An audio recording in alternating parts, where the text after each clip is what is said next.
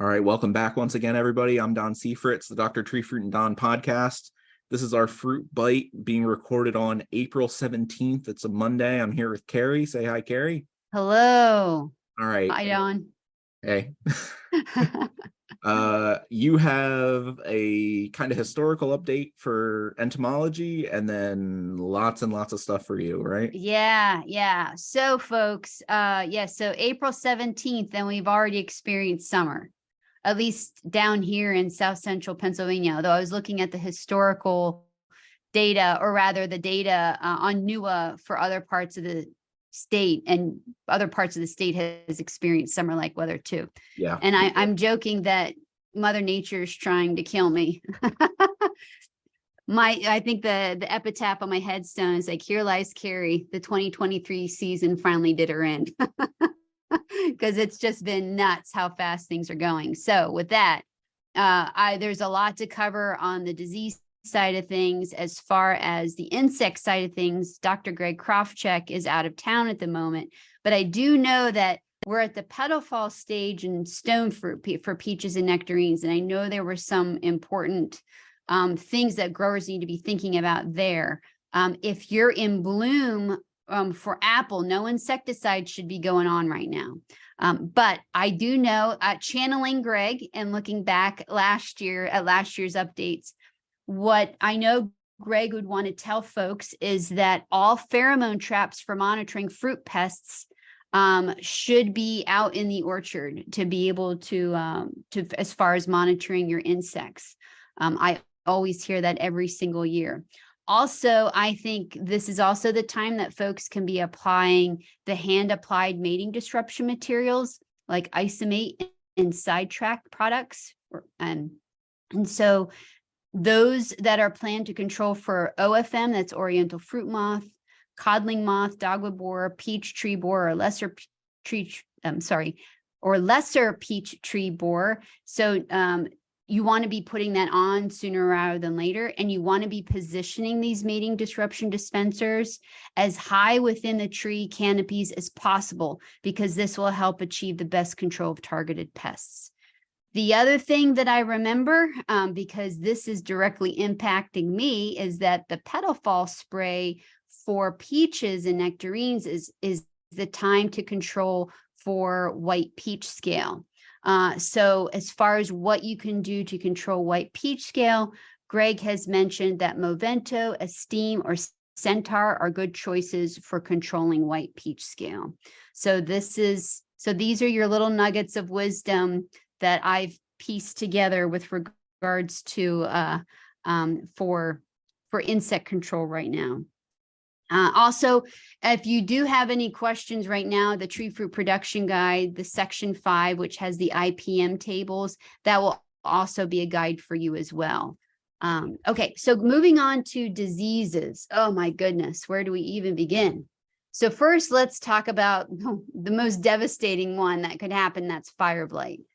So trees moved fast. It looked like in Adams County that things went from pink to bloom in a matter of hours. You could actually watch the petals sort of unfurl in real time. And so this weekend was a fire blight infection period on both Saturday and Sunday. So hopefully folks were out there and they had streptomycin or some other control product on their open blossoms by Friday. So you should be okay. And remember, when you apply your control like streptomycin, you're killing the bacteria within the blossom in that moment of time and resetting the clock. So with that said, we're kind of in a slow burn now for bloom. So we're at full bloom or near full bloom right now. We'll probably stay this way until the end of the week. And at the end of the week, I do see forecasts for in the 80s again, and also with a chance of rain on Saturday and Sunday, or Friday, Saturday and Sunday, I can't remember.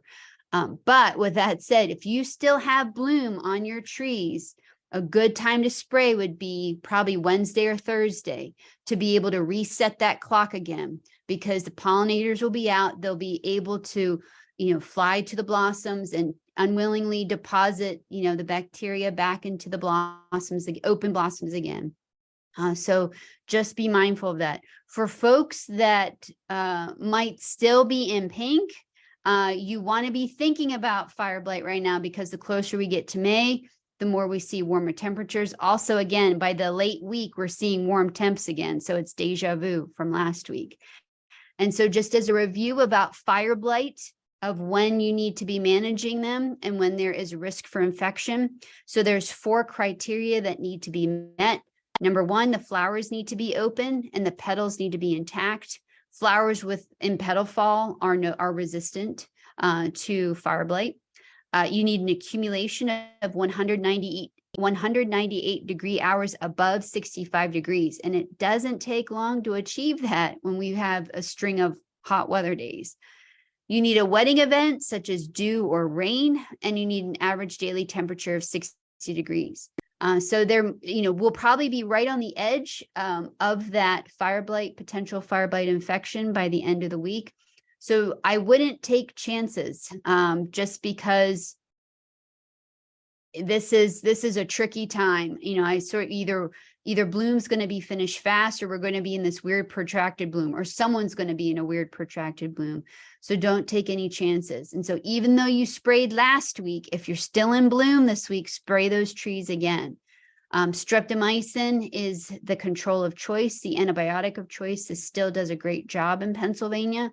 If you don't use streptomycin, say you farm organically, your best bet would be Blossom Protect. That is a yeast-based product. It coats the blossoms and prevents the bacteria from getting in. Another option, if you don't have access to Blossom Protect, is a soluble copper like Magnabond CS 2005, or something like another one is Master Cop. This is the copper sulfate pentahydrate. This is a type of copper that has all the copper ions available all at once. So those types of coppers are your best bet, because the copper ions are there to zap the bacteria in the blossom.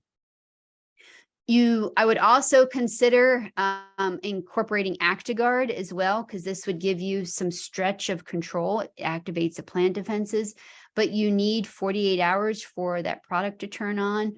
Another option is Apogee as well. You might be too late to apply Apogee to limit blossom blight. This was work done at Cornell. Folks had applied Apogee at tight cluster or bloom, and they saw protection of blossom blight as a result of this.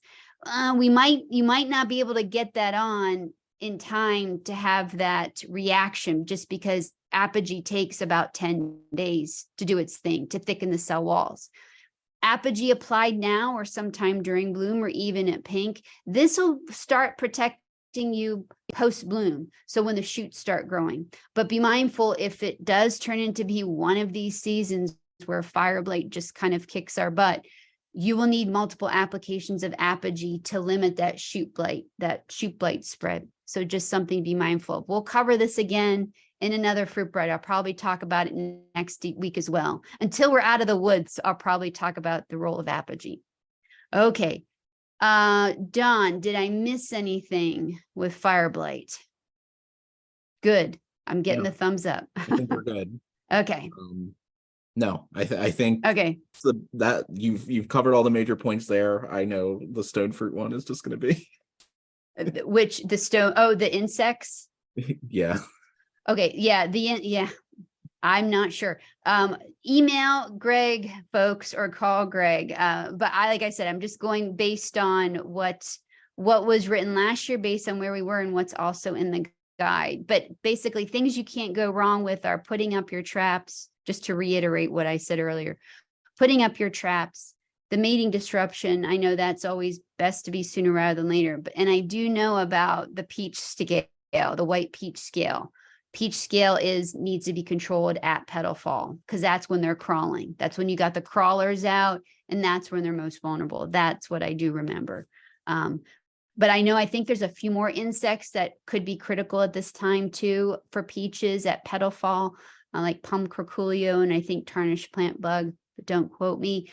Go to the guide, section 5, petal fall for peach and nectarine. It has it all there, and Greg's the one that edited it. So But hopefully next week, Greg will be back and he'll have an update, and then he may criticize me for stepping out of my lane with regards to insects. But anyway, okay, so let's move back into diseases. So let's talk about fungal diseases for apples, apple scab. Okay, so if you were at Bloom this weekend, this was a major dump of overwintering spores, mature overwintering spores emerging from these leaves. This was a peak dispersal time because we were at Bloom.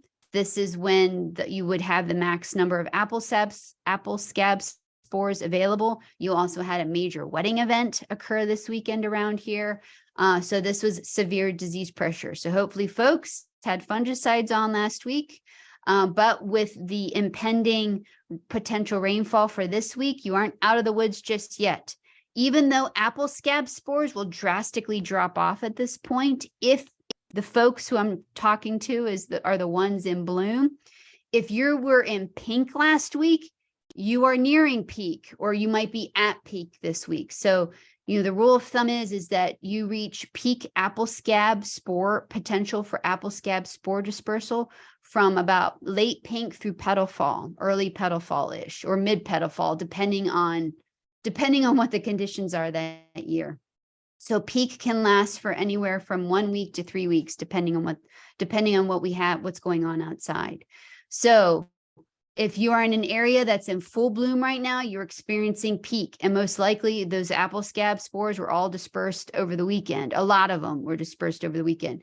You still have some trickling out. There's still quite a few that probably coming out this week. So you still want to be vigilant as far as keeping your fungicides on the trees this week, because depending on where you lived, you probably got a lot of rain on Saturday. I know we almost got an inch here on Saturday in Biglerville. So at this time, when you're from pink through petal fall, you want to be thinking about the FRAC Group 7 products. So those are that's Aprovia and Fontellus, Miravis, Excalia, Luna Tranquility, Luna Flex. So those are just some I'm thinking off the top of my head. You can also be thinking about the ones that are tank mixed together, like Inspire Super, which is a FRAC 3 and 9, Vanguard, which is a 9. We have Sevia, which is a FRAC 3. So that's what you want to be using during this time from pink through petal fall. When we're getting into petal fall, also another disease that has to be on your radar, and I hounded you guys about this during the winter, both at Hershey and during the winter meetings, is Marsanina blotch. We are in Marsanina blotch weather. So I'm fairly certain that the spores are starting to go gangbusters out there right now, because we are now getting the good temperatures. Definitely this week, definitely last week. I bet they started last week.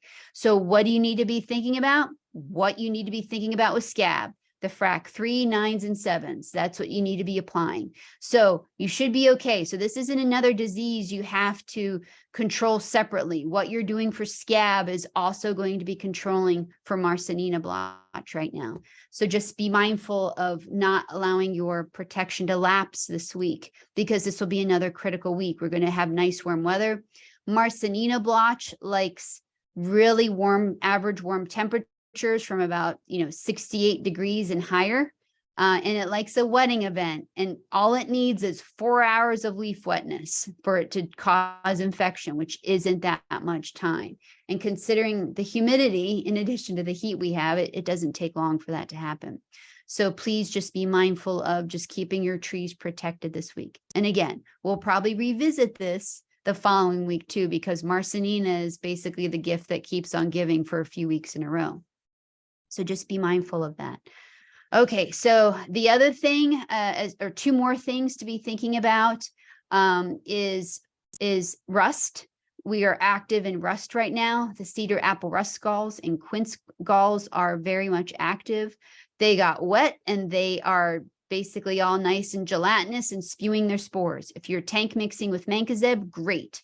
That will control rust on your apple trees. If you have an issue with rust, tank mixing with a FRAC 3 like Raleigh or Sonoma or Sevia or some other 3 is another good product, in addition to mancozeb, to help sort of shut down the rust infection. So still be mindful of rust, because the rust galls are very much active out there. Okay, so now we've covered fire blight and the fungal diseases for apple, transitioning to stone fruit. So we're at, probably, depending on where you're at, if you're still in bloom, be mindful of brown rot, controlling the brown rot blossom blight in your stone fruit trees, because it doesn't take much.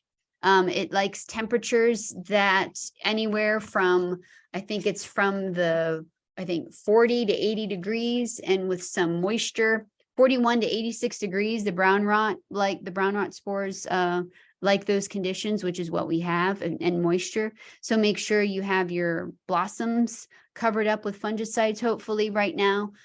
If you're in petal fall is the time you start controlling for rusty spot or powdery mildew. It's the same thing on stone fruit. So if you have a bad rusty spot problem, powdery mildew problem, this is when you need to start. You're controlling for rusty spot at petal fall, shuck split, first cover and second cover. So it's like almost the 4 next sprays, starting with petal fall. That's when you need to be thinking about controlling for rusty spot.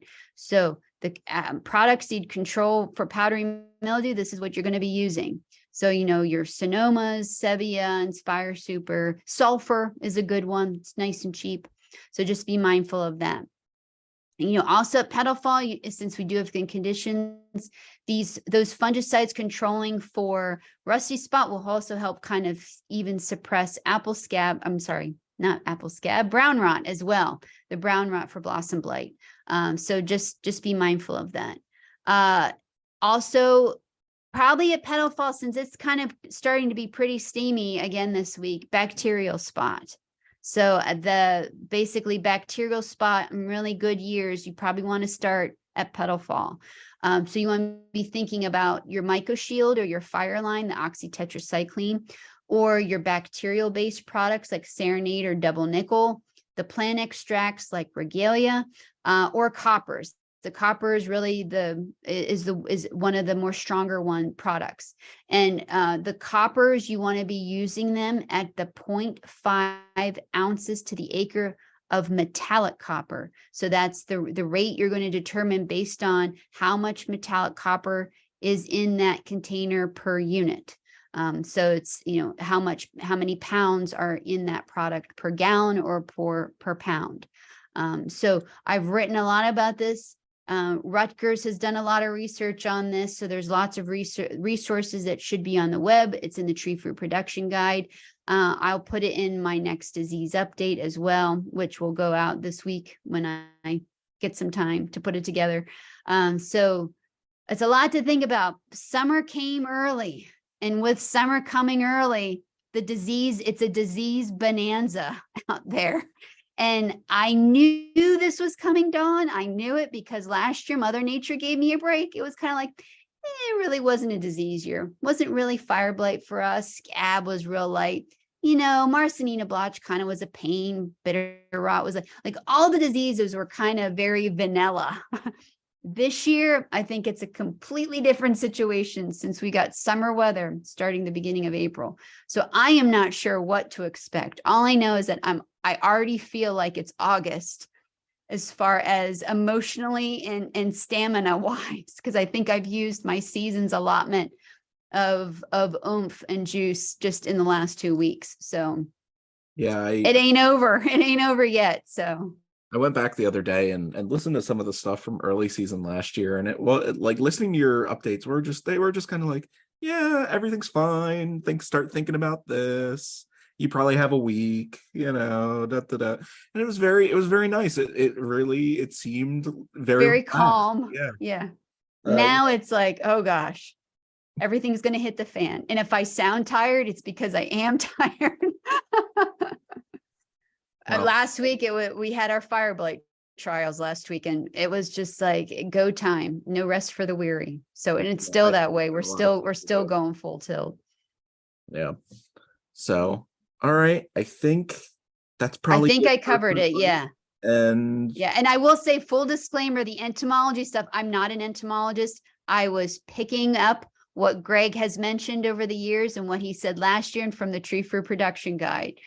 So I tried to mention at least something that I think was important for this time. I know there's more to add just based on what I've read from Greg's stuff. I don't know the biofix dates for around here yet, personally. So I wasn't going to say anything that might skew things, but I mean, you can't go wrong with traps, mating disruption, and white peach scale-up petal fall. So, Cool. That works. All right. Thanks, Kari. all right. Thanks, Don. Good luck, folks. Get it in everyone's hands. All right. Yeah. Say goodbye, everybody. See you later. Bye.